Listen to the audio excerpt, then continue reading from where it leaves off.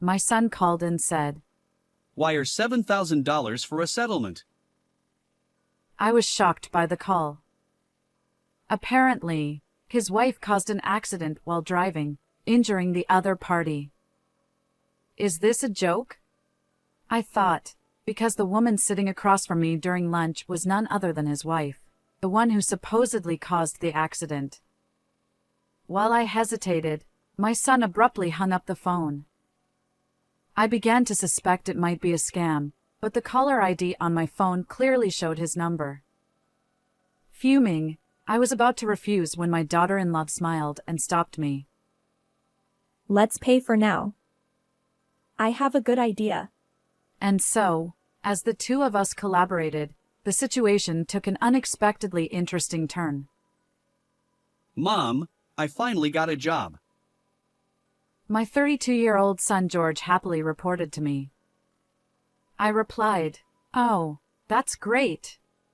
George had spent a long time as an NEET or part-time worker, and honestly, I had almost given up hope that he'd find a job.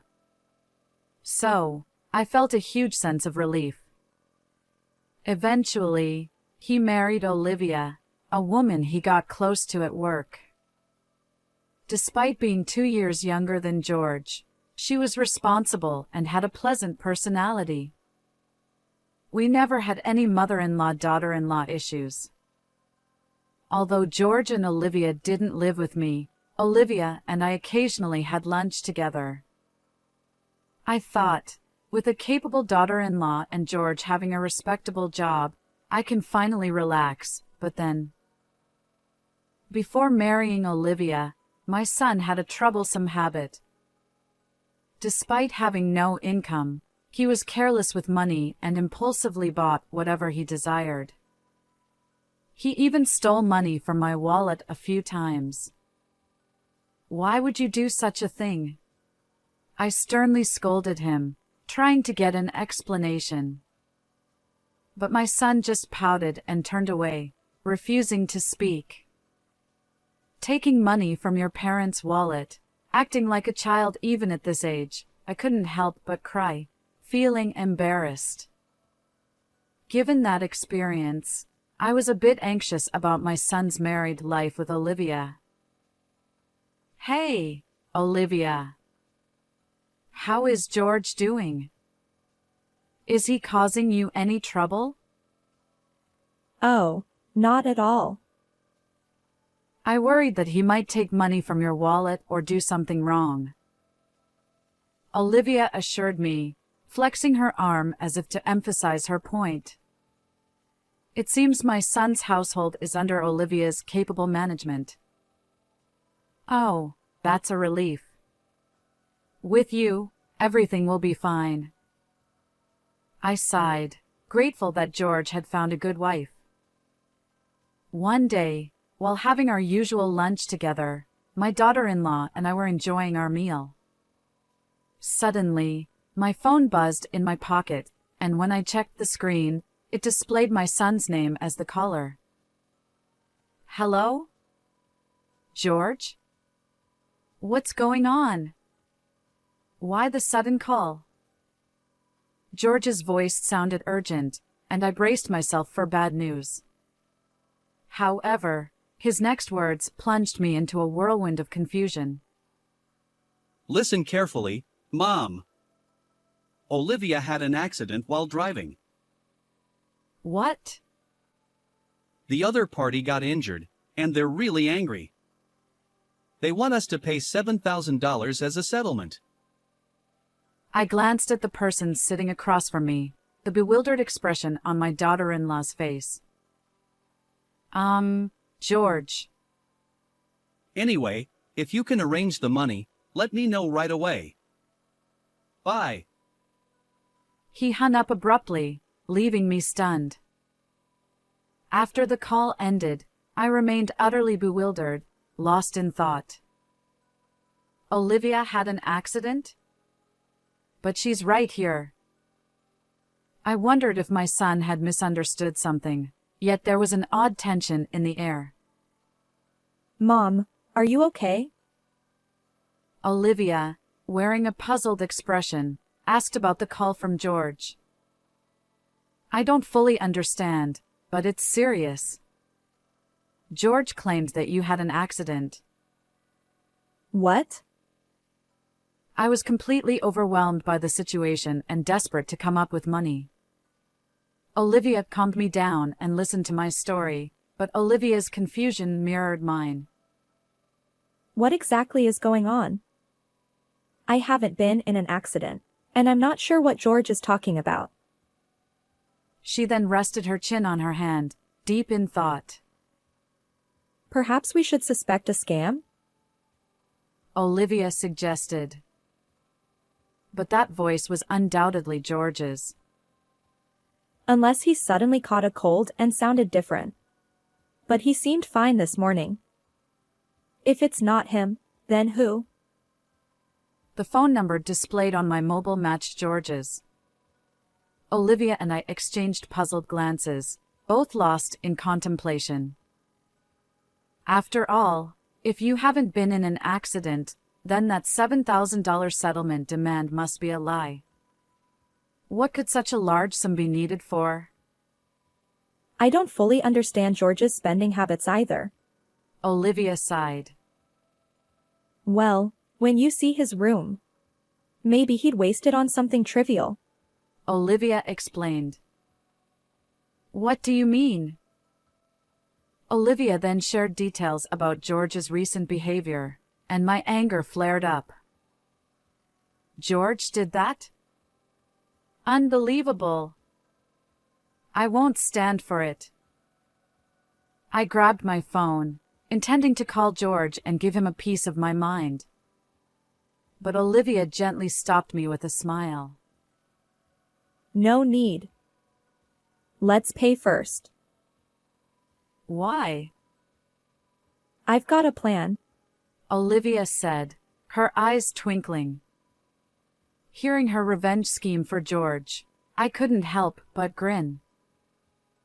That sounds intriguing. Let's teach him a lesson. Exactly. It's time to put him in his place. Olivia declared. And so, Olivia and I joined forces, ready to leave George speechless. 3 hours later, I pretended to be deceived and called my son back. I've got the $7,000 ready. Let's meet in person for the exchange. Wait a minute. I said to wire the money. No, it won't work that way. Nowadays, banks scrutinize large wire transfers. It's more reliable to hand it over directly. Okay. Where should we meet? I specified the meeting location and prepared a paper bag with the $7,000. Sorry for the wait. My son appeared awkwardly, accompanied by an unfamiliar man. Who's this? I'm James. I'm the one his wife hit with her car. The man claiming to be the accident victim, James, had a rugged face with visible scars. However, those scars appeared old and not recent. Moreover, it was evident that he wasn't an ordinary person. George grinned, relieved. Good. You brought the money. George then demanded. Hand over that $7,000 to me. Before that, I have a question. I glanced between the alleged victim and George. Our apologies for any inconvenience caused by Olivia. Could you provide details about the accident? Come on. Does it really matter? It does. We might be eligible for insurance compensation, and we need to understand what happened. James narrowed his eyes at me, looking annoyed. Look, I was suddenly involved in the accident, so I don't remember the details. Yeah, I wasn't with Olivia, so I'm not sure. Isn't that strange? How could both of you know that she caused the accident in that state? I placed my hand on my hip and tilted my head, feigning curiosity. Wait, could it be that surveillance cameras or dash cams captured the incident?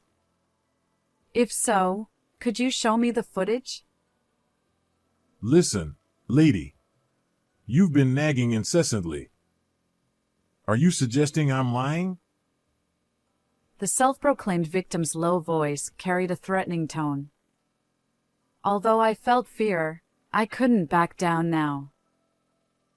I don't want to assume you're lying. I'm simply asking for evidence if you have any. Summoning my courage, I continued to lock eyes with James.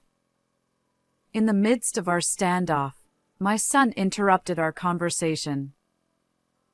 Mom, stop it. Enough. Just hand over that $7,000. His face clearly showed fear.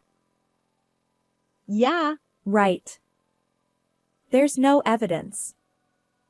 After all, I didn't cause any accidents.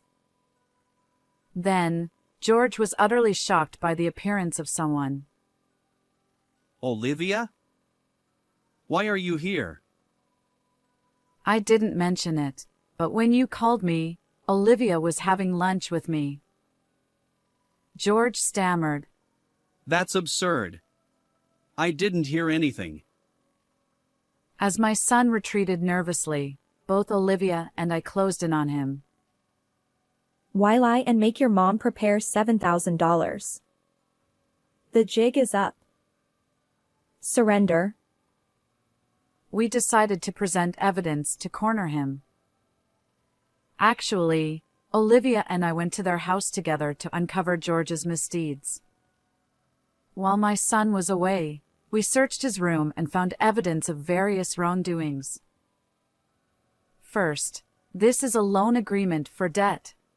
It stipulated that if he didn't repay the borrowed $7,000 within a month, he'd have to pay additional delay damages. However, the amount was substantial and not from a reputable financial institution. So, I turned my attention to the person next to George.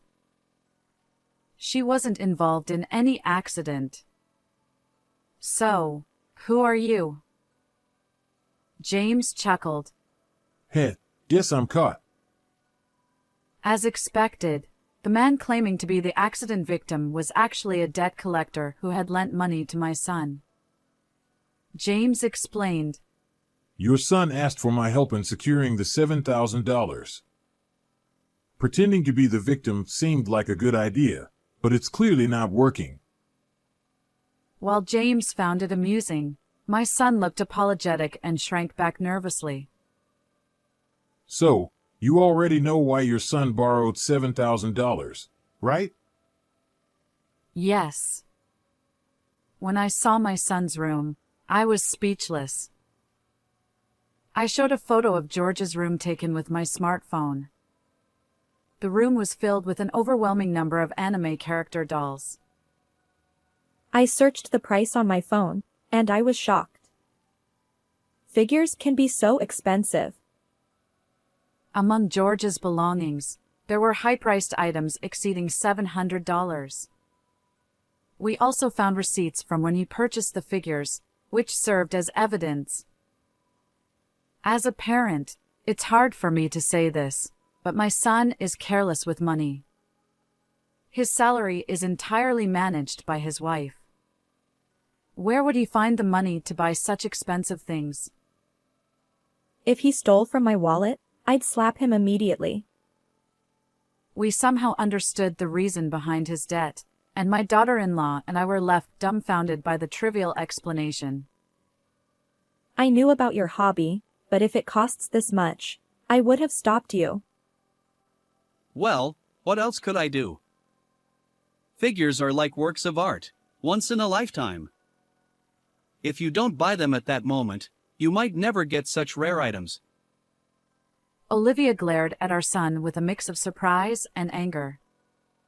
George, on the verge of tears, desperately tried to justify himself. I understand that feeling. So, you'll forgive me, right? With that $7,000, I can finally be free from debt. But George, borrowing money from questionable sources and making reckless purchases can lead your life astray. After delivering my message, I tossed a paper bag at George. He caught it, and as he checked the contents, his eyes widened in shock. What's this? Just newspaper cut into the shape of bills?